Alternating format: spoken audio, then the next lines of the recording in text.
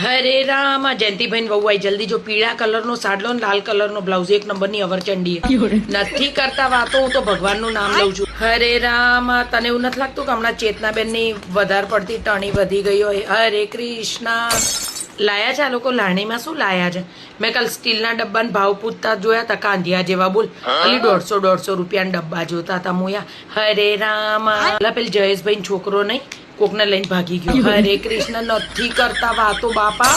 અલી સફેદ સાડી નહીં ગોડી આમ જો આમાં અંદર ગોલ્ડન પટ્ટીઓ છે. આ તો બહુ હેવી સાડી. હરે કૃષ્ણ અમાર બાજુ પેલા નવા ભાડુઆ હતા ને ધણી ધણિયાણી તો ઉભા નથી બનતું. હરે રામ હરે કૃષ્ણ અલી રોજ બાજે તું જોવે ને તો રોજ લોન વાળા ને બધા બેંકો વાળા આવે.